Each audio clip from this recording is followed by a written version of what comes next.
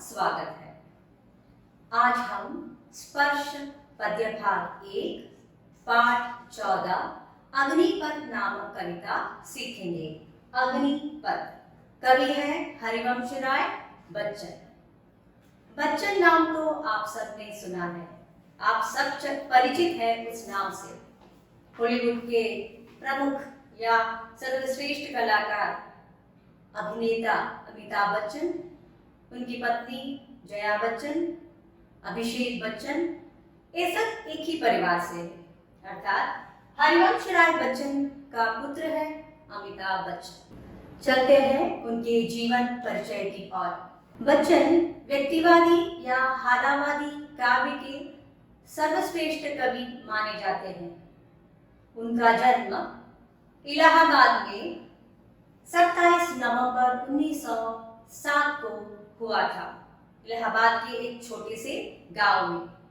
घर में सब उन्हें बच्चन कहकर पुकारते थे, जो आगे चलकर सभी हमारे देश विदेश में यही नाम प्रसिद्ध हुए। उनका प्रारंभिक शिक्षा इलाहाबाद के या उनके गांव की पाठशाला में हुआ था। उच्च शिक्षा हुई थी इलाहाबाद में और बाद में कैम्ब्रिज। कैम्ब्रिज से वापस आने के बाद वे भारत सरकार के विदेश मंत्रालय में हिंदी विशेषज्ञ के रूप में उनको पद प्रदान किया गया था या उनको नियुक्त किया गया था हिंदी विशेषज्ञ के रूप में। उनके मधुशाला सर्वश्रेष्ठ, उनके सर्व प्रमुख रचनाओं में एक है मधुशाला। 1935 में मधुशाला, जो कि उनके सर्वश्रेष्ठ रचना है, उनको खूब प्रसिद्धि दिलाई थी और हम कह सकते हैं कि आज भी मधुशाला पाठकों के बीच एक काफी लोकप्रिय है। उनकी कुछ अन्य रचनाएं हैं मधुबाला, मधु कलश, निशा निमंत्रण, खादी के फूल, सूत की माला, मिलन यामिनी, बुद्ध और नाच घर, 4 खेमे 64 खूंटे, 2 चट्टाने जैसी काव्य की रचना की गई थी और उनको राज्यसभा के सदस्य भी बनाए गए थे। बाद में बच्चन साहित्य अकादमी पुरस्कार से सम्मानित रहे, सरस्वती सम्मान, उत्तर प्रदेश सरकार या यश भारती सम्मान, सोवियत लैंड नेहरू पुरस्कार से भी वे सम्मानित हैं एंड इन 1976 में उन्हें पद्म भूषण पुरस्कार से भी सम्मानित किया गया। और एक और बात है बच्चन के कि वे शेक्सपियर के नाटकों का भी ट्रांसलेशन करता था या उसका अनुवाद करता था। And at the age of 95 वर्ष की आयु में 18 जनवरी 2003 को उनका मुंबई में देहांत हुआ था। तो चलते हैं पाठ प्रवेश की ओर। ये रचना ऐसा माना जाता है कि अग्निपथ नामक यह रचना उस जमाने में लिखी गई थी जब हमारा देश, हमारा भारत स्वतंत्रता की लड़ाई लड़ रहा था और हम विदेशी शासकों को, जो यहाँ पर शासक बन चुके थे, उनको यहाँ से भगाने का प्रयत्न कर रहा था। कवि इस उद्देश्य से या इस लक्ष्य से इस कविता की रचना की थी कि वे चाहते थे कि समाज के मनुष्यों को प्रोत्साहन दे या उनको आगे बढ़ाने की एक नई राह दे। इस कविता के द्वारा वे उन्हें प्रोत्साहित करना चाहते थे या उनको आगे बढ़ाना चाहते थे, प्रेरणा देना चाहते थे। इस कविता के द्वारा प्रेरणा देना चाहते थे जन या हमारे समाज के अन्य व्यक्तियों को, मनुष्यों को। और प्रस्तुत कविता में कवि संघर्षों को अग्निपथ कहा है। संघर्षों को अग्निपथ कहते हुए मनुष्य को यह संदेश देना चाहते हैं कि राह में सुख रूपी चाह की चाह मत करो। अपनी मंजिल की ओर आगे बढ़ते जाओ, किसी और के सहारे की प्रतीक्षा मत करो। कर्मठता पूर्वक बिना थके हुए आगे बढ़ते जाओ। और इस कविता में हम ये भी देख सकते हैं कुछ ऐसे शब्द हैं, पुनरावृत्ति, शब्दों की पुनरावृत्ति हुई है, जैसे कि अग्निपथ, अग्निपथ, ऐसी पुनरावृत्ति हुई है जो मनुष्य को आगे बढ़ने की प्रेरणा देती है, मनुष्यों को हिम्मत के साथ बिना डरे आगे बढ़ने की प्रेरणा देती है। तो चलते हैं कविता की ओर। अग्निपथ। अग्निपथ अर्थात अग्नि से भरा राह, अग्नि से भरा रास्ता। अग्नि मतलब अग्नि अर्थात आग, पथ रास्ता। अग्नि से भरा रास्ता, अग्नि से भरा राह अर्थात संघर्षों से पूर्ण राह, कठिनाइयों से पूर्ण राह, उसको अग्निपथ यहाँ पर कहा है। तो कवि हमें प्रेरणा देते हैं कि हमारा यह भी कहना चाहता है कि हमारा जीवन अग्नि से पूर्ण, अग्नि पथ से पूर्ण है और इस रास्ते में हमें हिम्मत के साथ आगे बढ़ना चाहिए, न कि पीछे। तो कविता कुछ इस प्रकार है। अग्निपथ, अग्निपथ, अग्निपथ। वृक्ष हो भले खड़े, हो घने हो बड़े, एक पत्र चाह भी मांग मत, मांग मत, मांग मत। अग्निपथ, अग्निपथ, अग्निपथ। तू न थकेगा कभी, तू न थमेगा कभी, तू न मुड़ेगा कभी, कर शपथ, कर शपथ, कर शपथ। अग्निपथ, अग्निपथ, अग्निपथ। यह महान दृश्य है, यह महान दृश्य है, चल रहा मनुष्य है, अश्रु श्वेत रक्त से लथपथ, लथपथ, लथपथ। अग्निपथ, अग्निपथ, अग्निपथ। अग्निपथ, अग्नि से भरा राह, कठिनाइयों से भरा मार्ग। तो कवि यहाँ कहते हैं कि हमें अपना रास्ता खुद तय करना है। किसी भी परिस्थिति में दूसरों का सहायता या सहारा मत लो। अग्निपथ अर्थात अग्नि से भरा राह, जैसे कि मैंने पहले कहा। वृक्ष हो भले खड़े, वृक्ष ट्री, पेड़, खड़ा होना। हो घने, घना तिक, हो बड़े, बड़ा बिग। एक पत्र, पत्र पत्ता, जो पेड़ के जो पत्ते होते हैं पत्ता। छाह शेड, शेल्टर, छाया। मांग मत, मांगना मत, डोंट आस्क। अग्निपथ, अग्निपथ। वृक्ष हो भले खड़े। तो यहाँ कवि कहते हैं कि कठिनाइयों के रास्ते को स्वीकार करना सीखो। हमारे इस कठिनाई से भरे, संघर्षों से भरे इस रास्ते में किसी की सहारे की चाह मत करो, किसी की सहारे की प्रतीक्षा मत करो। खुद अपना लक्ष्य तय करो, खुद अपने मंजिल की ओर बढ़ो, किसी की सहारा मत लो। तो यहाँ वृक्ष, वृक्ष जो कि हमें यहाँ पर सुख का प्रतीक है, वृक्ष सुख का प्रतीक है। तो कवि कहते हैं कि हमारे इस कठिनाई से भरे राह में, हमारे इस संघर्ष से भरे इस रास्ते में कई ऐसे सुख, कहीं ऐसे सहायक हस्त हमारे सामने आते होंगे, लेकिन उसकी ओर मत बढ़ो, मत जाओ उसकी ओर, लक्ष्य की ओर बढ़ो। चाहे कितना भी कठिन क्यों ना हो, लक्ष्य की ओर बढ़ो।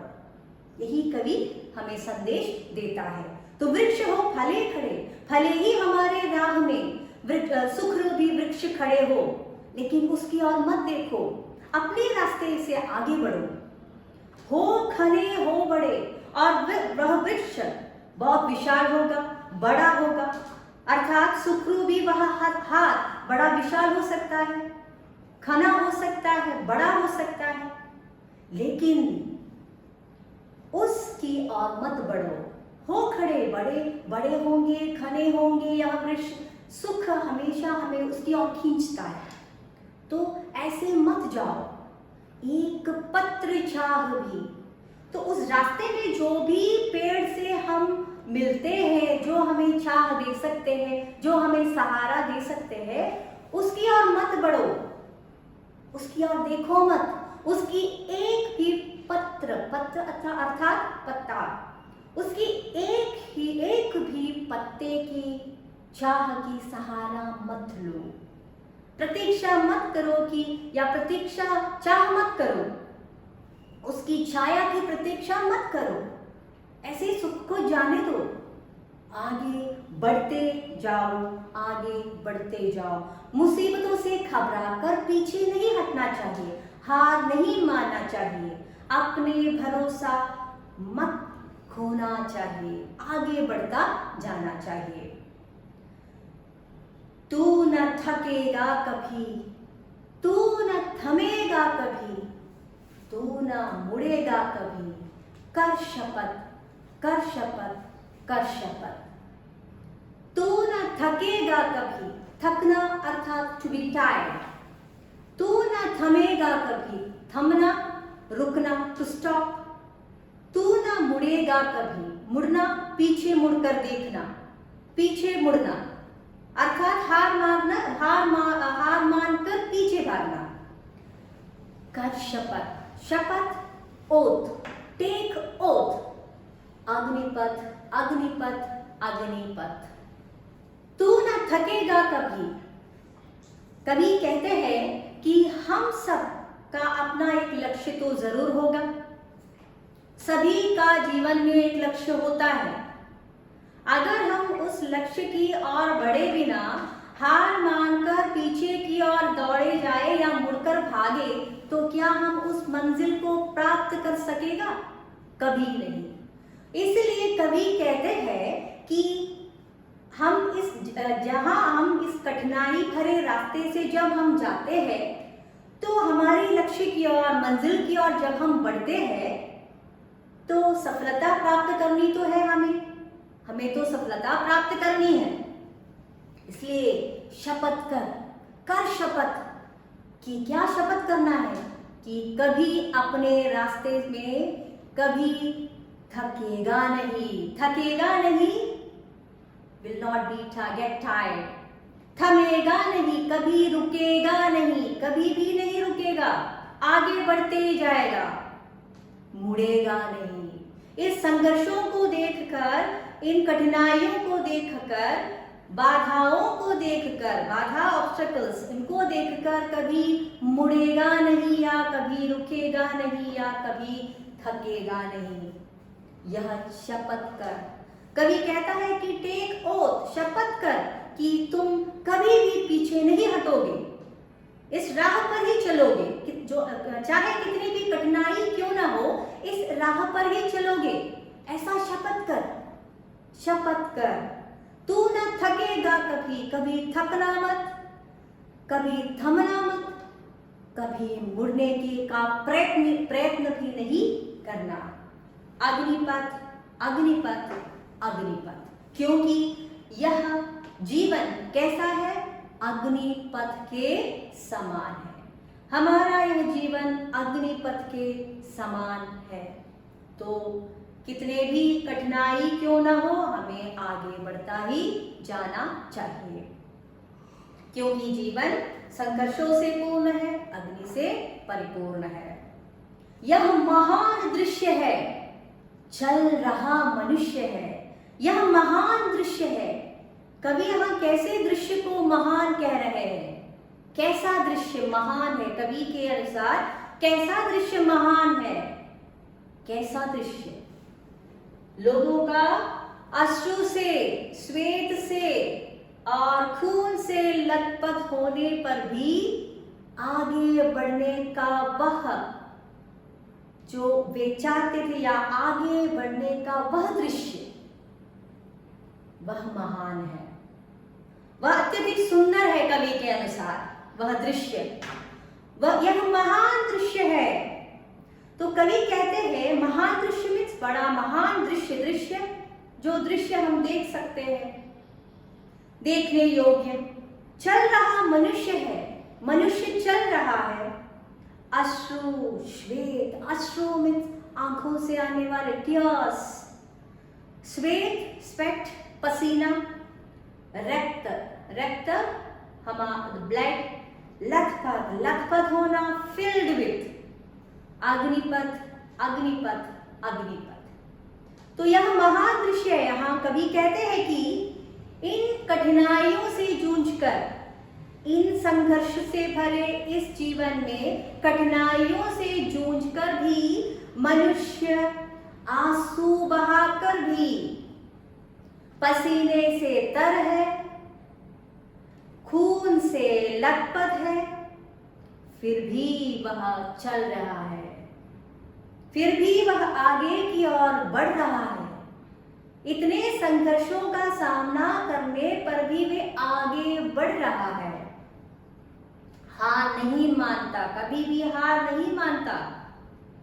तो वह दृश्य कवि के लिए सुंदर सा महान सा दृश्य है। जहां तो वे कहते हैं इस कठिन मार्ग पर भी सबसे सुंदर दृश्य यह है कि मनुष्य कठिनाइयों को झेल कर भी आगे बढ़ रहा है। अग्निपथ, इस अग्नि से भरे रास्ते में। तो कवि यहाँ संघर्ष से भरे रास्ते में आगे बढ़ने की और हमें प्रेरणा देते हैं।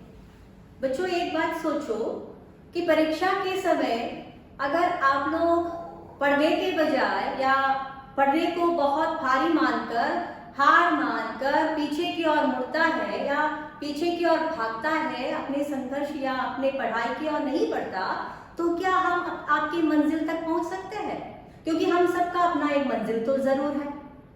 क्या पहुंच सकते हैं अपने मंजिल की ओर, अपने लक्ष्य की ओर पहुंच सकते हैं? कभी नहीं। इसलिए कवि कहता है कि we have to accept the difficulties in our life. We have to face all the difficulties which comes in our life. That is Agnipath. वही अग्निपथ है, अग्नि भरे रास्ता, अग्नि से भरा राह। अब देखो अग्निपथ। तो कवि कहता है यह जीवन अग्निपथ के समान है। जीवन कठिनाइयों से भरा हुआ मार्ग है। वृक्ष, बड़े वृक्ष, घने वृक्ष, बड़ा बिग, घना तिक, उसका भावार्थ संघर्षों से भरा रास्ता। पहले पद्यांश में कवि कहते हैं, तो देखते हैं हम इसकी विस्तृत भावार्थ। पहले पद्यांश, कवि कहता है कि जीवन संघर्षपूर्ण है, जीवन का रास्ता कठिनाइयों से भरा हुआ है और हमसे कहते हैं कि तुझे अपना रास्ता खुद तय करना है। किसी भी परिस्थितियों में दूसरों की सहारा मत ले। कोई सहायता करने को आगे आए तो भी उसकी सहायता न ले। तू अपनी मंजिल खुद तय कर। कष्ट मुसीबतों से घबराकर तू अपना भरोसा मत खोना और कभी हार ना मानना। कभी थकना मत, आगे की ओर बढ़ते जाना। थकना कभी, तू ना थकेगा कभी, तू न थमेगा कभी, कभी थमना मत। डोंट स्टॉप, रुकना नहीं, मुड़ना नहीं, कभी तू ना मुड़ेगा कभी। Don't turn back. कर शपथ कर, टेक ओथ, शपथ कर। अग्निपथ। दूसरे पद्यांश का भावार्थ कुछ इस प्रकार है। कवि कहता है कि हे मनुष्य, जीवन का मार्ग कठिनाइयों से भरा है। यहाँ पग पग पर कष्ट मुसीबत झेलना पड़ता है, फिर भी तुझे अपनी मंजिल की ओर बढ़ना है और सफलता प्राप्त करनी है। तू शपथ कर कि तू मान की बाधाओं से घबराकर कभी पीछे नहीं हटेगा।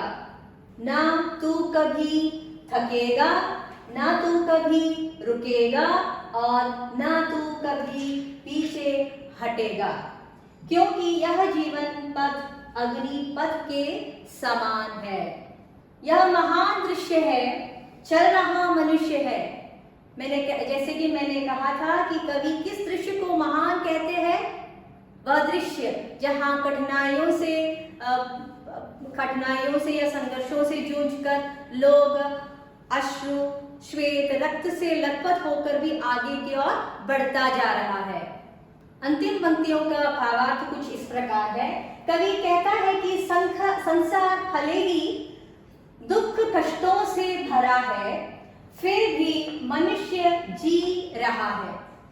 वह कष्ट मुसीबतों से नहीं घबराता, बल्कि साहस के साथ उनका सामना करता है। यही अपने आप में बड़ी बात है और एक महान दृश्य है। अश्रु श्वेत रक्त से लथपथ। यहाँ कवि कहते हैं कि जीवन की कठिनाइयों से जूझता हुआ मनुष्य आंसू बहा रहा है, पसीने से तरबतर है, खून से लथपथ है, फिर भी वह चल रहा है। इस अग्निपथ से वह हार नहीं मानता। थककर चूर हो जाने के बावजूद वह अपने अस्तित्व को बनाए रखने के लिए निरंतर संघर्ष करता है। यही मानवता का प्रतीक है और मानव जाति के लिए बहुत बड़ी बात है। क्या संघर्ष से लड़ना, बाधाओं को तोड़ डालना और जीवन में आगे की ओर बढ़ना। बच्चों, आपके लिए छोटा सा गृह कार्य है। जीवन संघर्ष का ही नाम है। इस विषय पर एक अनुच्छेद लिखना है आपको। तो बच्चों, हम भी बाधाओं से ना डरे, संघर्षों से ना डरे, कठिनाइयों से ना डरे, इस अग्निपथ में ही चले, अग्नि के रास्ते में चले और अपने लक्ष्य की ओर बढ़ता जाए। जैसे कि कवि ने कहा है, अग्निपथ अग्निपथ अग्निपथ। धन्यवाद।